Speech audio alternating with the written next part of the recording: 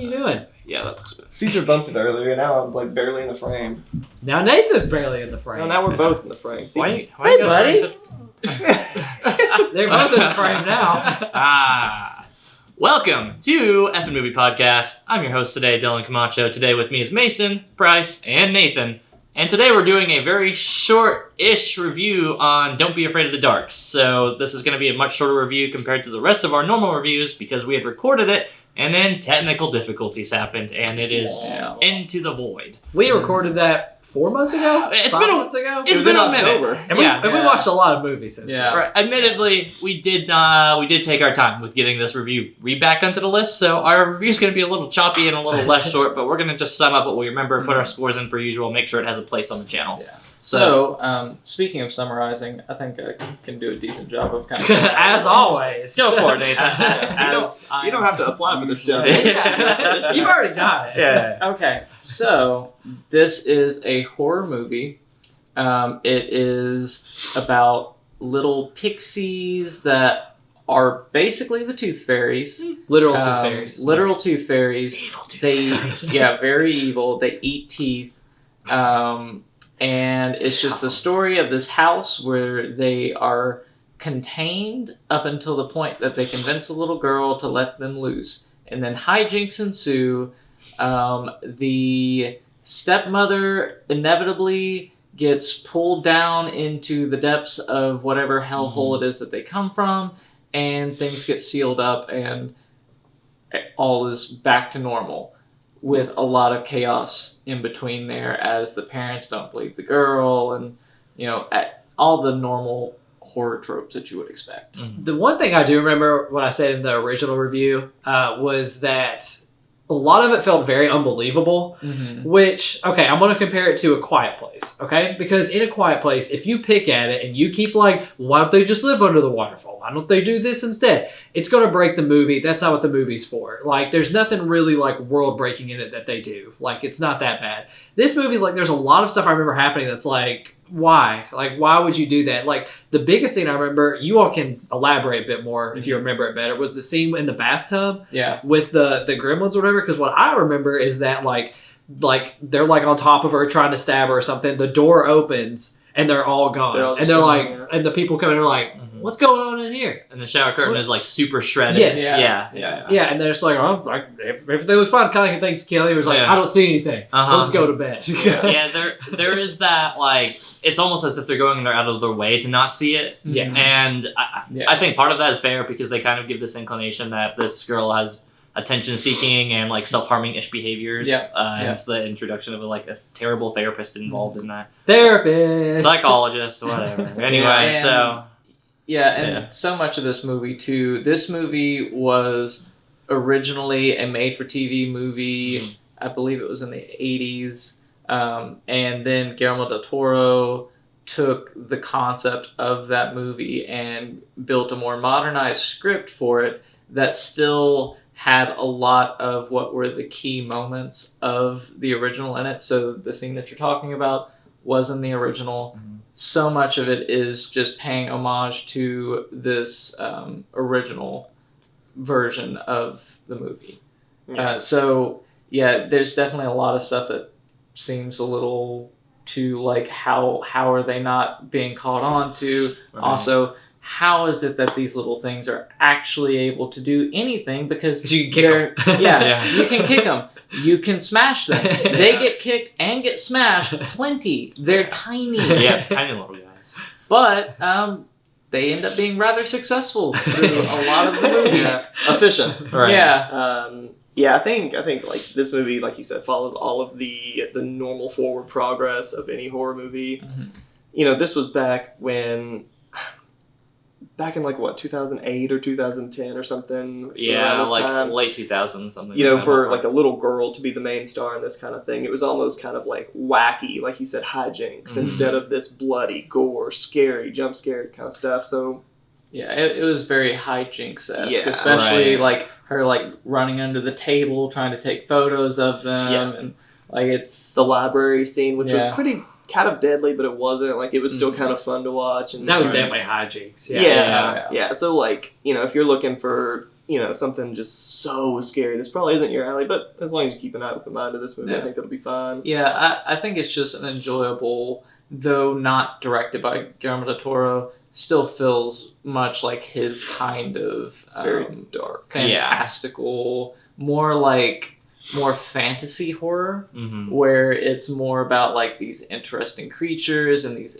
like interesting locations and just the visuals of it more so than like the actual story and horror Gore. aspect. Yeah. Even though Guillermo didn't direct it, this definitely seems like it could be in a worse like spin-off universe of like Pan's Labyrinth or any of other like Yeah, his sure. like directorial Yeah. stuff. Like it feels like these creatures feel like they could be a part of this Guillermo Yeah. verse. Mhm. Absolutely. But yeah, Sorry, real Go quick, because I was wanting to go back to Mason's point when he said like it kind of follows the road kind of horror kind of trajectory. Which I honestly like. There's one moment I think that kind of went against that because most horror movies like open up with something like really scary happening, like pull you in, title card, Mhm. something really slow, bring you back into the action. And it did do that. Except for, I was going to say, the part where the groundskeeper guy goes down into the basement and gets Mhm. messed up by the little guys. Yeah. Because usually, like, I see that as happening more towards, like near the climax, but not quite the climax. But I like how they had that towards the beginning, kind of like interspersing the action a little bit more, which I did like that, to the movie's credit. Yeah, and I mean, it does have bits of it that are rather gruesome. Yeah, they're all like that very, very beginning when like the whole teeth scene, Whenever it you- popped Oh, up yeah. on Twitter a couple Oh, days man, ago, that and I was part's like, metal. good lord, I remember that like it Yeah. was yesterday. Yep, there's a lady that Yeah. gets her teeth knocked out with a chisel. yeah, It's just puts it right. It doesn't hold back on those parts. No, yeah. I feel like it peaks really quickly on that though, and then Yes, it's yeah. that, and then like it the really kind of janitor. opens at a very grotesque high point, Right. and then things are much more subdued for quite a while after that. And I don't really know where else I would put this in, but I also just think it's funny that as far as the lore of this story, I mentioned it. I Caesar! Caesar, get on out of here! What are you doing? He's chewing on that boat. He's I like, know no! he's chewing on the boat. Get out of here, Caesar! He's going under the table. He's like, no, please. Only the best professional Oh, work Mason here got his toy. at F Movie Podcast. Caesar, the movie dog. Leave it.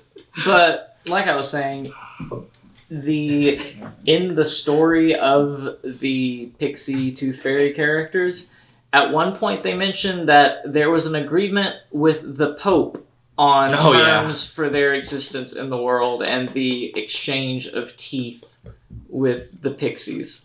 And I just think that's very funny. That was during Yeah. the exposition scene during the library. Yeah, yeah, that that like was let's just dump it in there. so ham-fisted. I hated that. I remember Yeah, thinking I think it's just silly. yeah, like it's just I like enjoy it. the Pope could smoke these guys. This random family took out half the people. Like Yeah. the Pope has the resources to deal with these guys. Well, I like- mean, I guess you could say there's probably not just this yeah. group of them or something. Right, but it's probably in not any just the case. sex, but I'm just saying, like, this isn't that big of a problem. No, Like, yeah. no, not if they're all trapped in one house, Right. basically, because light hurts them. Yeah. That's another thing in this is, like, light hurts them.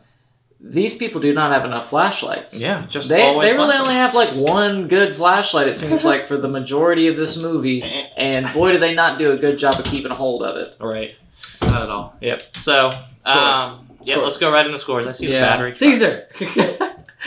This guy trying to be the main host can't do that. All right, guys. Mason, start the scores off, buddy. So going into the scores, there are a lot of things that I liked. I think the design of these little creatures was actually really cool. I thought they were almost terrifying if you actually looked at just the detail of them. Yeah. And I like how they were all varied. Like, there Yeah. wasn't Yeah. the same It one. wasn't. They all had their own look. And plus, at the beginning, when you were kind of like in the girl's shoes and she was kind of first discovering them, they were kind of cute and like Yeah. mischievous, Mhm. and then they turned into these tiny velociraptor Yeah. rat kind of things. Like, Mhm. I don't know, a lot of little details about this movie that I like. I landed at about a 7. Mhm. It's a movie that I've seen a few times, and I don't mind watching it again. It'll be a while, but I'll watch it again. Yeah. I'm also gonna give it a 7. I like a lot of those things as well. Katie Holmes was a really good stepmom in this film, and we're back. Yeah. So anyway, I gave it a 7. Katie Really? Holmes is really Really sweet whiter. on this. Nathan looks whiter, I guess. I don't know. Yeah. that's the gist of it. Most of what Mason said kind of covers my score. So yeah, it's gonna be a minute before I come back to watch this one. I don't have a deep urge for it. If I don't watch it again, it's fine. But it was good enough for me to remember thinking that, it did its job. It did what it needed to. But it's pretty campy. Not a lot of that's from that source material stuff though. So. And I will not be rewatching this movie because I'm giving it a 4. It's just, I remember I thought the movie was really fat. I never really felt threatened during the movie.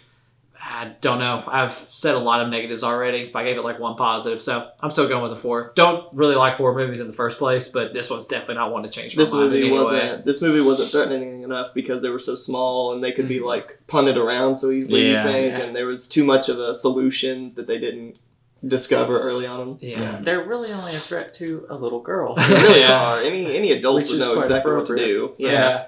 Just wear Well, some I big don't know. Timbs There and were start enough stepping. adults just like Getting flying. slashed. The adults got tore up more than anybody else. Yeah, So, that's true. I like when what was it like when like they get like a knife and like poke it through, try to hit something. Oh, they would peek their eye up to something Yeah. like they can't like Yeah. a door or Like, something. stop. And then they something like, Yeah. come on, you Ask gotta them. hit them at some point. Right.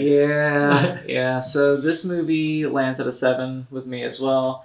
I think it did do some interesting stuff. I do like the characters. I kind of like the lore that they have around it. The house was cool. The idea of having this like hidden basement and then like this even deeper, darker thing down in what was kind of the furnace, I guess. Mhm. I love that sort of thing, so that was cool. But it didn't do anything exceptional. It's not like a high tier horror movie in any way. It was just all right. So yeah. Well, that's our very quick review on it. Normally, I would say, "Hey, next week we're gonna talk about next blah," but What is The next next week? episode will be Silent Hill. yes, we were in the Oh, horror vibes on that one. So make sure to check out a full review of Silent Hill on this channel whenever that drops in, however that all happens. His That's my pick. I'm very excited about it. We'll see how I feel about it and the scores on that video. Tune in, guys. Make sure to see you next week. I don't know what it is. Yeah, we'll see. It'll be out soon. Yeah, it'll be up. Make sure to like and subscribe our channel if you like our content. Thanks, guys. Hit the bell when we upload that Silent Hill video.